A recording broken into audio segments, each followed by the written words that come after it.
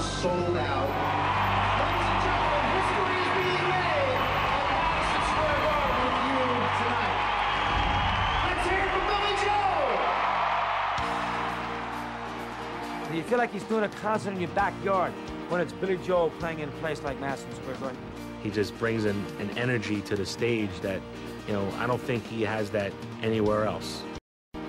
Madison Square Garden becomes like a big local club, you know, when Billy Joel is playing there.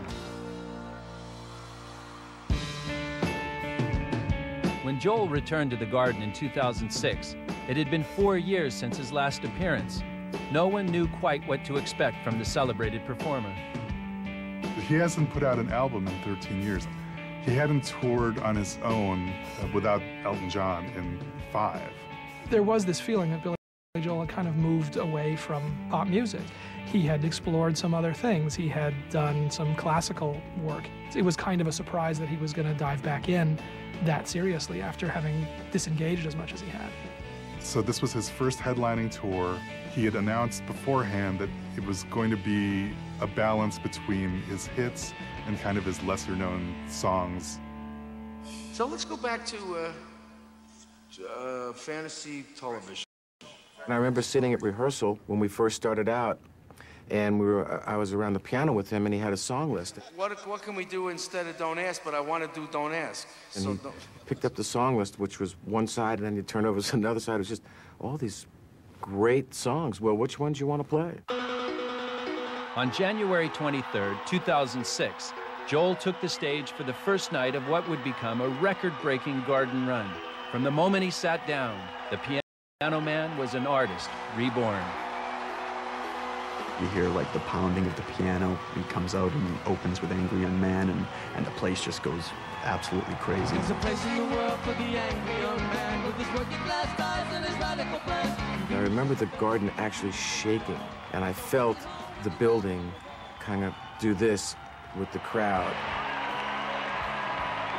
This is not everybody sitting with their hands folded in their laps. People aren't shy about, you know, shouting out.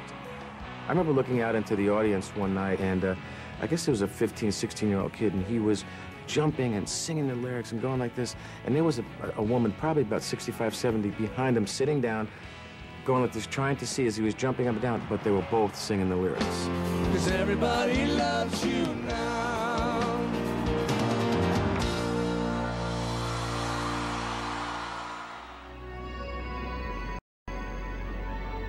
After those first few shows, a most extraordinary thing happened. The New York City crowd lifted Joel onto their shoulders and refused to put him down. You kept hearing, you know, on the radio, another show added, and another show added. 3 shows, and then there's a 4th, 5th, and 6th, and you're like, wow. And then you think that's going to be it. And then there's a 7th, and an 8th, and a 9th, and you don't know when it's going to top out. And all of a sudden, we're dancing with Bruce Springsteen's Madison Square Garden record. And they just kept adding shows.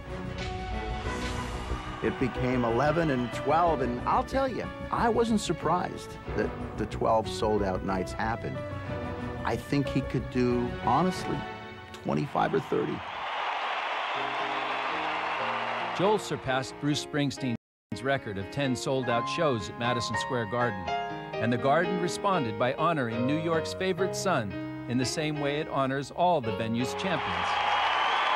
In honor of this milestone, Madison Square Garden, for the very first time, is going to send to the rafters the name of an entertainer.